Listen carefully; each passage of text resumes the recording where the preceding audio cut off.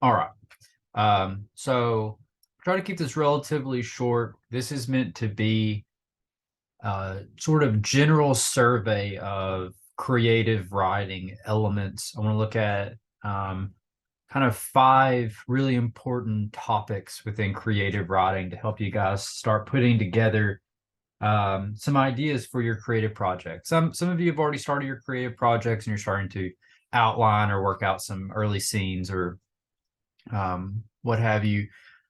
If you haven't started yet, that's okay. You can come back to this lecture. Um, Obviously, listen to it now, but hopefully this will be a resource you can come back to if you don't start on this for a few weeks. Um, so the first thing I want to talk about with creative writing is voice. We'll get to character setting and plot here in a bit, but I think the most important thing, the thing that really makes writing come off the page for a reader is the voice of the writing. So what is voice and where can we locate it in a story? Um, Voice is usually in the exposition. So the most obvious place for voice is in characters, especially like dialogue, the way characters talk. There's a lot of voice in there. And a lot of the writer's voice is in the characters as well. The characters in a lot of ways reflections of the writer's own voice. But voice is most in exposition. So exposition is anywhere, really anything that's not dialogue. It's where you're setting scene, you're describing um, imagery, where you're, describing a setting, a room or a vista or something like that. Or you're describing action, where the characters are moving across rooms or moving through vistas and things like that. Um, the way that you really bring a lot of voice to writing is in the way that you do exposition, the way that you describe a wall. You can put a lot of voice into that. Um, and there's a lot of voice also in how you use your narrator. So exposition has a voice. And so the question is, well, how active do you want that voice to be?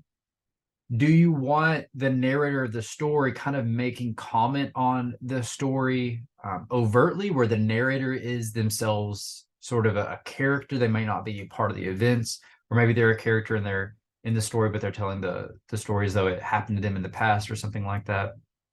Um, but there's ways that they can make comment on the story, even in subtle ways, in the way that you describe action, the way you describe scenes and things like that. So your exposition, the way you described a gray wall, doesn't just have to be the wall was gray. The wall was gray and drab and boring is much more interesting and has a lot more voice than just the wall was gray. It was an abomination of a color or something like that. So that's really where a lot of voice comes from. It's really where a writer can show themselves. And the way that you achieve voice is and really the best advice I can give you when for style in general is to be yourself, but more. Start off almost as a caricature of yourself. So what does that mean? Um, Kind of reflect on either um, what you think makes you interesting, or just kind of reflect on the nature of your personality. A good thing to reflect on is your sense of humor. Do you have a light sense of humor? Do you have a dark sense of humor? Are you more glass half empty or glass half full kind of a person? Um, when you're in a room of people, if you go to a party, what makes you interesting? What have you found as kind of your niche kind of role in a social dynamic? Are you someone who's more clever, intelligent? Are you more funny? If so, what's the nature of that humor? Is it a dry humor? Reflect on that, figure out what your thing is, um, and then be that in the text. If you're funny, be funny, right? That's your style. And if you have a sense of humor that you feel isn't appropriate for your audience, then you've chosen the wrong audience. Don't write for everyone. That's the biggest thing is no writer out there is writing for a general audience, maybe like James Patterson, but they're bad writers. Really great writers are um, writing for specific groups, specific audiences that they feel gets them, in the same way that you look for in a friend someone who likes your sense of humor, someone who gets your sense of humor. And when someone just sort of gets you, it's really easy to develop like inside jokes with them and repartee and this flow state with them whenever you're around them and talking and what have you. That's your audience. Imagine, you have a really good friend and they just get you. Imagine that you can clone that friend 1,000 times and you're writing the story for that group of clones. That's a really great way of thinking about audience. It's much better that 10 people read your story and get it like deeply at the level of the atom, understand what you're doing, see you and enjoy what you're doing, and feel that what you're writing is for them, than for 10,000 people to read it and not get it and not care.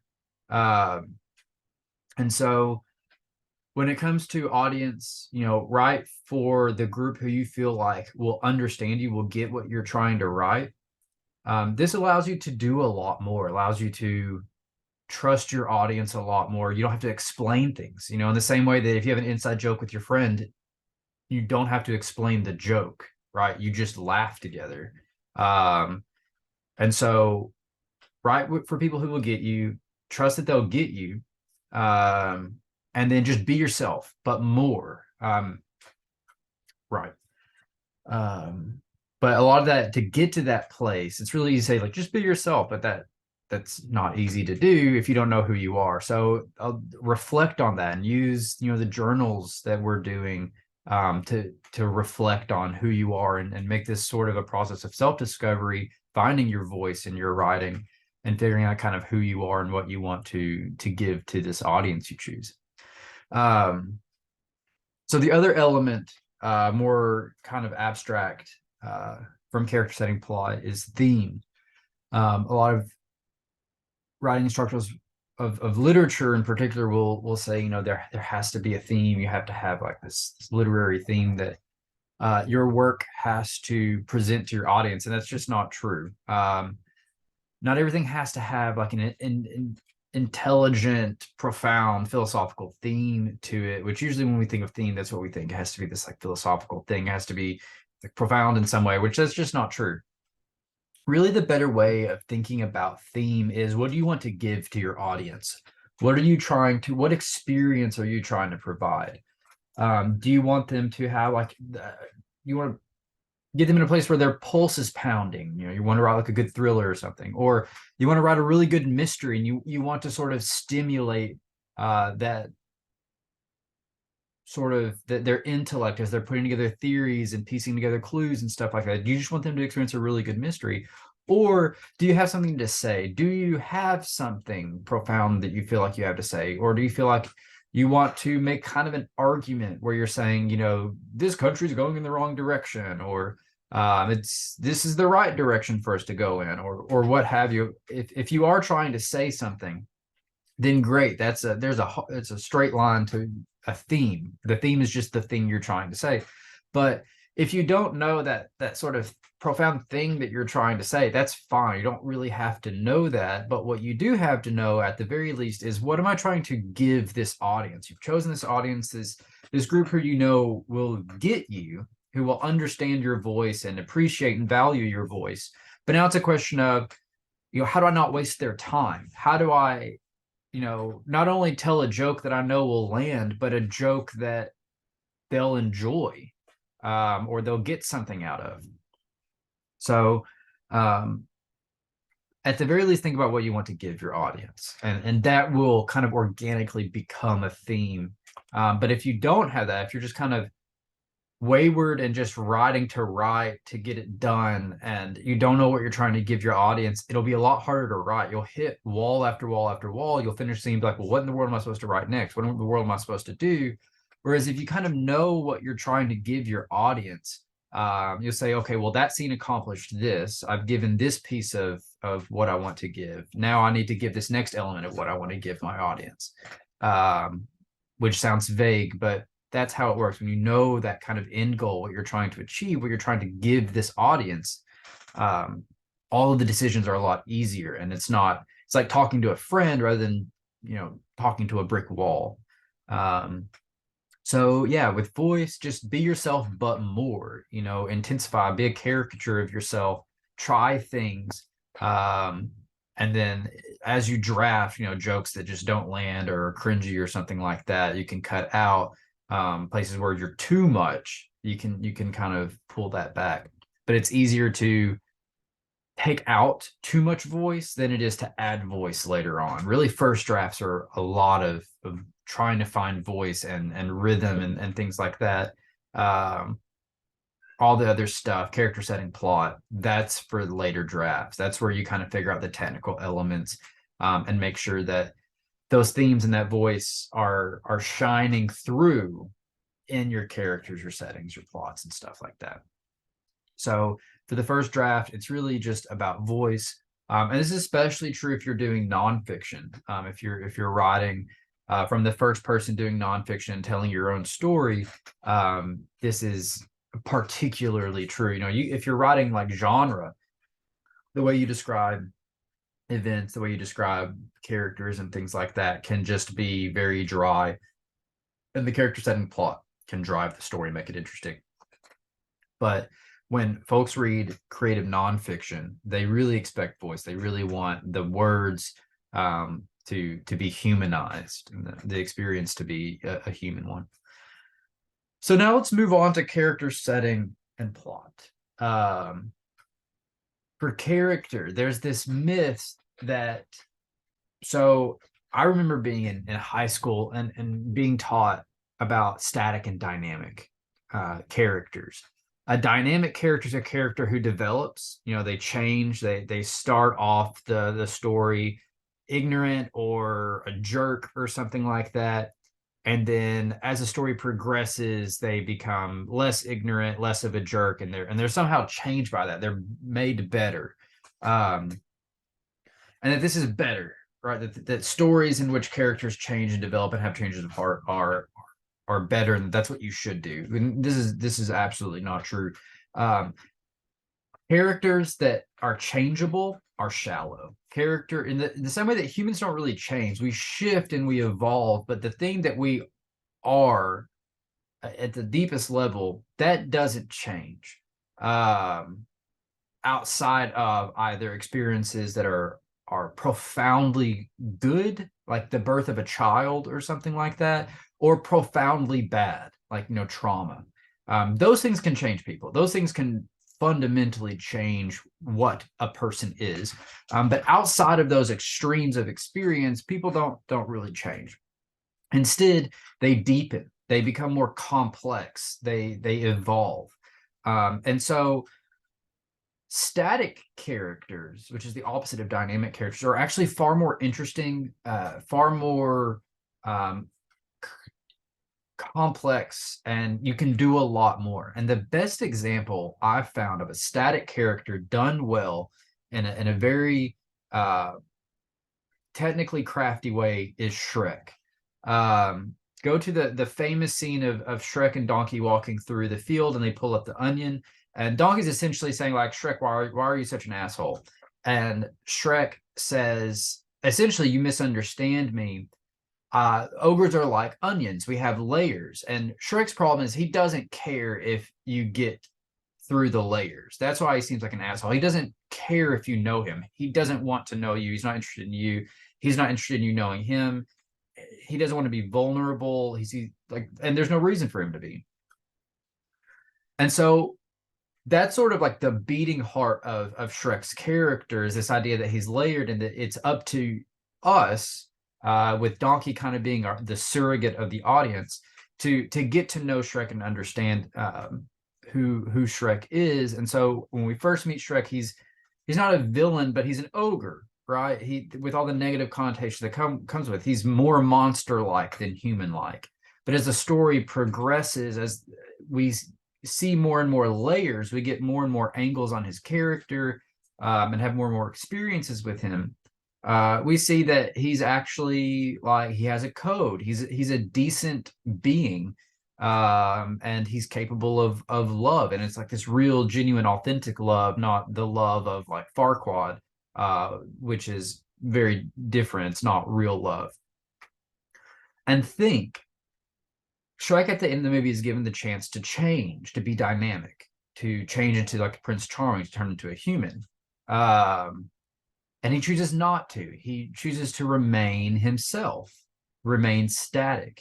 Um, and that's this incredible moment that it hadn't really been done quite that way with Shrek, and it was just this wonderful moment of storytelling, and then that's followed and crystallized when Fiona then chooses to change it to an ogre, to go from like the beautiful princess to, you know, the ogre woman. um and so it's actually Fiona rather than our protagonist Shrek. It's the side character Fiona who we learn is actually the shallow one, who changes. And when she changes, she becomes a lot more complex, and interesting. If Shrek chooses to become Prince Charming at the end, that movie is far less interesting. That we never get a Shrek 2. It's an infinitely worse movie if Shrek changes and is dynamic. Because Shrek doesn't change, Shrek becomes this really wonderful story, that people still can't get enough of. And so take that to heart and understand that it depends on the story. There are certain stories, like if you write a story and it's like the classic 90s movie where the guy starts off as an asshole, but he wants to get the girl, and then he has to change into a nice guy to get the girl. That genre requires that protagonist change. If the character stays an asshole and then still gets the girl, that's not a great movie, and has little social value. Um, and so it depends on the story you're telling if your character needs to change or not. But if the story itself doesn't require change, don't feel like your character has to learn something. This is called didacticism, like the moral of the story, like a Bible school lesson. This fell out of popularity after the Middle Ages. People really aren't interested in didacticism. If you read a story and you feel that the author is telling you what to think and how to be moral, we typically check out of that. We're not really interested in being told how to be a good person, unless we're really into that for whatever reason. But general audiences aren't. We like complicated characters. We like gray areas. We like gray morality. We like complicated choices where there isn't a right or a wrong. And so if deciding between static and dynamic and the genre doesn't require one or the other, develop your characters, make them complicated, and don't make them change. Give them chances to grow and evolve and deepen and complexify. That makes for a much better story. When you change a character, typically that just means the character wasn't that interesting to begin with. They were shallow, uninteresting, unmoored from a complicated life or a complicated personality. And it's infinitely more boring for a character to change than for a character to go through a journey and grow. Right. So how then do you design a character, if not around the way they develop? To make a more genuine character, more interesting character, a character that is more likely to resonate with the reader, because what you ultimately want to do is create what's called the suspension of disbelief, where the reader knows that they're reading a book. You're not going to convince them that this things happening in this book are real. But what you can do is turn off the part of their brain that is telling them not to believe that these things are real. In the same way that when we put on a VR headset, that part of our brain gets switched off. And if you're walking on a plank in a VR and you're pushed off, your body thinks you're actually falling.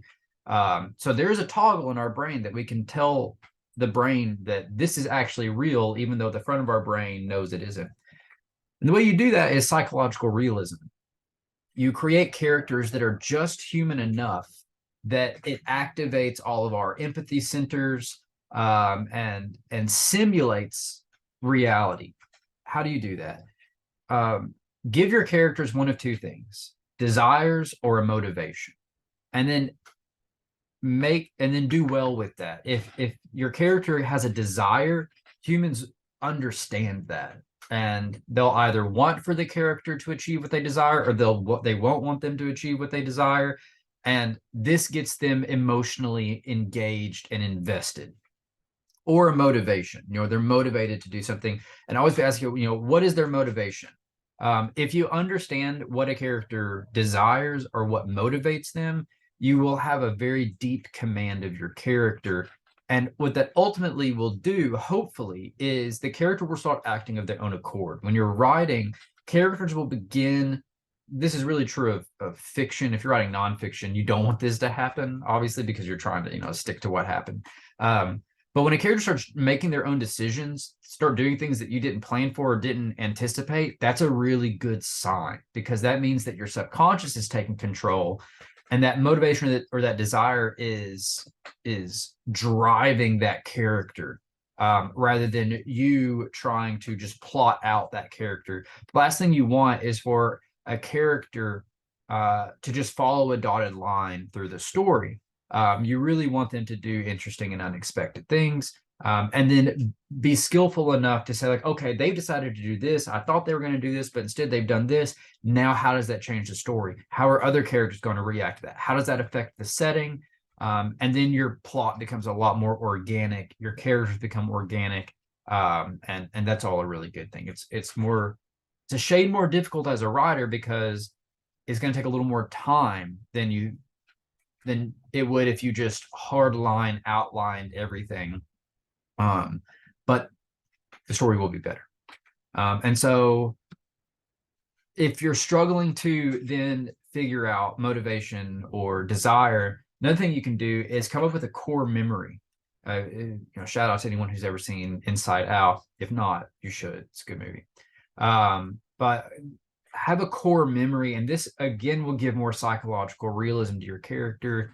That thing that drives them, figuring out what is that thing that's happened to them, what is that experience they've had that is the reason they have this desire, is the reason that they have this motivation.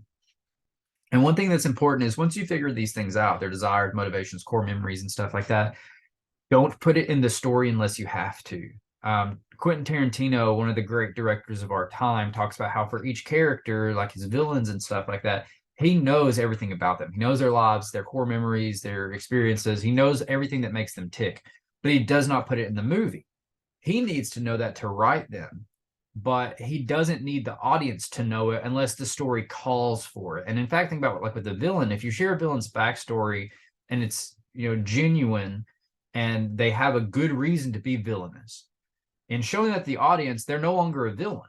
They're no longer fulfilling their purpose in this narrative. Instead, they're humanized and complicated, and the director probably doesn't need that. He needs this character to just be flat villainous. And so do all of this on the side, this motivation, these desires, core memories, and stuff like that. Do it to the side, and then just have that in the back of your mind so you can understand the characters and get to that point where the characters kind of become real. And then only share it if the story calls for it, if it makes sense to share it. Don't feel like, so in fantasy in particular, where there's a lot of world building, this is called world builders disease, where people will do a lot of work, building up these fanciful worlds, and then they have done all this work. They spent hours and hours and hours building all of this up, and so you'll get these huge info dumps in the story where this is how the economy works and all these things, and this is what's printed on the coins, and here's the history of the monarch whose head is on the coin, and none of it's relevant to the story. And this is very off-putting for readers, but because the writer's done all this work, they feel like they have to feature it, otherwise it's a waste. But that's not true. Only bring in that exposition, only bring in that information that is needed. You really want your stories, especially when they're this short, to be very lean and efficient. So unless it's needed, don't include it. Setting. So for setting, I want to share my screen. So we're going to look at some paintings to describe what makes for a good setting. So what do you see here? Take a moment to kind of think what you see here. I mostly see paint splotches. Same here. Mostly just paint splotches. But then when we zoom out, we see a river, we see people in a boat, we see trees, maybe in autumn. Here, we see water lilies, we see a pond, we see reflections of trees in the water. So these are paintings by Claude Monet. Monet is a very famous impressionist, one of the fathers of impressionism. And Monet, what makes Monet so interesting, what makes impressionists so interesting is that they don't do details. What they do is they understand human minds, and that human minds are very suggestible, and that if Monet just suggests the shape of a river and the shape of a boat and the shape of people and the colors of trees, people will see rivers and people and boats and trees. Same as if he makes paint splotches that suggest flowers and lilies on a pond, from here, the audience, the viewer will see flowers and lilies on a pond. No one's going to walk into a gallery and then press their face 1 inch from a canvas to look at a painting like this. They're always going to be looking at it from the further away perspective. And the same way with your stories.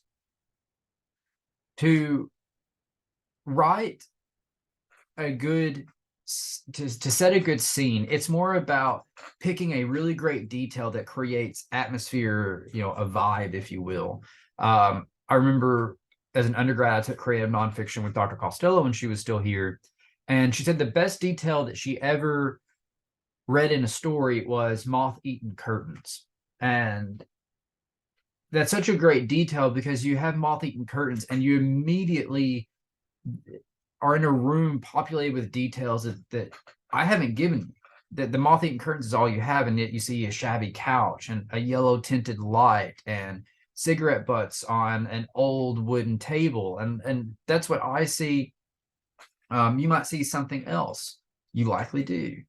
But it's so rich versus whenever I start describing, when I gave you moth-eaten curtains, your imagination ran wild. But then when I started describing what I saw, it ripped you away from what you were seeing and instead bombarded you with all of these details that maybe they worked for you, maybe they didn't.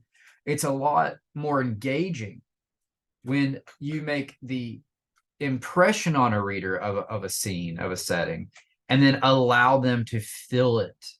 So my advice for setting is one great detail is far superior than many good details. And you might be really good with imagery, really good with setting scenes, but if you're giving 3 or 4 or more details, then you're not letting the reader engage. Instead, you're just kind of flooding them with all of these things, and then they're not able to play with what you're creating. And so people love Monet because Monet trusts in their intelligence and just makes an impression, and then allows their mind, stimulates their mind to then fill that canvas with details, where you see the people in the boat, and then you think of what's their story, what expressions are on their faces, what are they doing here. He doesn't give you a narrative. He allows you to supply the narrative, and instead just gives you this impression. Great writers do the same. They give those really well chosen details, and then trust the reader to kind of populate that atmosphere with the specifics. Right. So finally, trying to keep this somewhat short, plot. My biggest advice for plot. So plot is simultaneously the most and least important element of a story. You really don't need to worry about plot until later. You really want more important things like character voice and things like that to be your focus in the first draft or two. And then once you've got all that figured out, things will have happened. And then you can figure out later on, well, how do I streamline this plot? How do I address plot holes and things like that? What you really need to think about with plot, but plot, I should also add, plot is really important. You need to have a plot by the end of the process. You know, if you get to the end and you put this work out and the plot is bad, the story is bad. But plot is just one of those things. It's one of the last boxes that you really want to check, and just trust that if you're doing things like voice and character and setting well, then good plot will emerge. And say what your focus should be is the same as a disc jockey on a radio station. Do you ever hear two sad songs in a row when listening to the radio? No. And making playlists isn't as much of a hobby as it used to be, but back in the day when all you had was CD burners and tape decks, there was an art in making a playlist, and you know, the ebb and flow of energies. In the same way that in the radio, the ebb and flow of energies of, you know, you never follow a sad song with a sad song. In writing, this is called pacing, the way that you pace things. And pacing is kind of comes in two dimensions. One form of pacing is the way you're moving time. You know, some stories happen over a very short period of time, some over large swaths of time. How are you moving time? Are you dilating time where moments are going excruciatingly slow? If so, why? Are you telling someone's entire life and you're moving years at a time, months at a time, weeks at a time, whatever? So that's one form of pacing, the way that you are kind of conceptually pacing time out.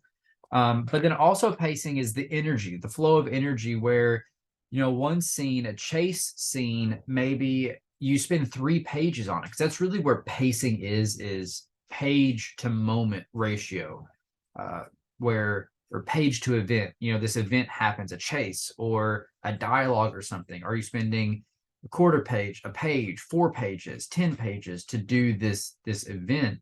And the way that you're compressing time or dilating time as regards how much time it takes your reader to get through that. And so be aware of how many pages you're taking to do something, and if that's appropriate for what you're trying to do. You know, you don't want very little to happen across 7 pages, unless that very little happening is crucial. If you're really needing to set up something extremely important, like a dialogue, if this dialogue is really the centerpiece of the story, and if the dialogue isn't, you know, fully explored over those pages, then the story doesn't work. Great, you know why you're taking up that much space. But you be really efficient in your pacing, and you rarely want to follow up, you know, one high octane whatever with another one, and you don't want, you know, two. And really, the energy that you're playing with writing is emotion. So you don't want one emotionally draining scene or something to be followed by another emotionally draining scene. And that doesn't mean you need to follow up an emotionally draining scene with like a high energy happy scene, but just be wary, because if you have one scene that's not that important and it's emotionally draining, though, it's like, you know, some intense stuff happening, followed by a really important scene that is also emotionally draining but is crucial to the story working, it really needs to resonate with the reader, because their emotions are drained by the previous scene. That next scene, no matter how well written, just won't work. Your reader won't have the emotional energy for it to be full impact. So it's all about pace, the way you're pacing the energies of the reader, and also pacing the page count is really important. So that's all I've got. We'll end it there. Hopefully this has been helpful for you. Yeah, I hope I'm really excited to see what you guys do with your creative works. Yeah, so enjoy.